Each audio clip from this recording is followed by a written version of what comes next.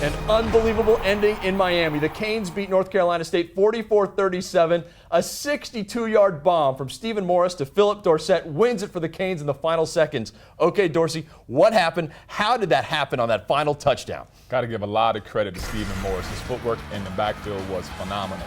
Sidesteps the defender, breaks out contained, and finds a guy behind the defense. At that point, it turns into sandlot football, and it's just a scramble drill. You have to get open any way you can. Defensively, you're not supposed to let anybody get behind you. Yeah, how does that happen? I don't know, especially in a situation like this where they need a big play to possibly win the game.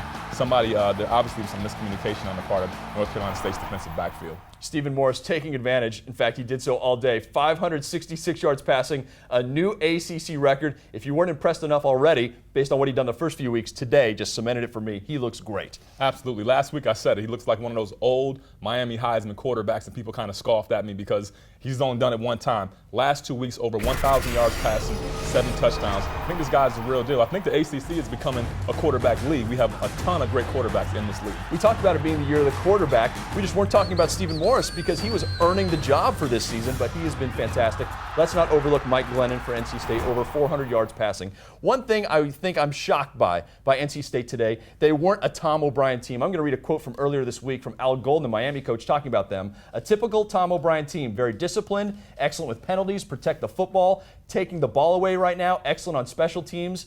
They weren't any of those things today. Very undisciplined. It was surprising. Yeah, it really was. 6 turnovers, 14 penalties for 100 yards, and then that one big touchdown play where they jumped off sides on defense, and then everybody stopped.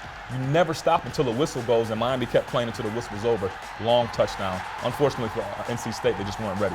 The Wolfpack has to take on Florida State next week. Meanwhile, Miami now 3-0 in the ACC, 4-1 overall, taking on Notre Dame. Are there any holes still you see in that Hurricane team? The one thing that concerns me about this Miami Hurricane team is their defense. The last 2 weeks, they've given up over 1,000 yards on defense. So they have to get that straight. 500 of that on the ground. So if you can't control the line of scrimmage, you're going to have a hard time winning games moving forward, especially against the bigger physical teams that run the football a lot. That Notre Dame game at Soldier Field in Chicago. Miami on a high right now after these last 2 weeks. Incredible wins, both against Georgia Tech and now NC State. With Dorsey Levens, I'm Jeff Fischel. You're watching the ACC Digital Network, brought to you by Ruby Tuesday.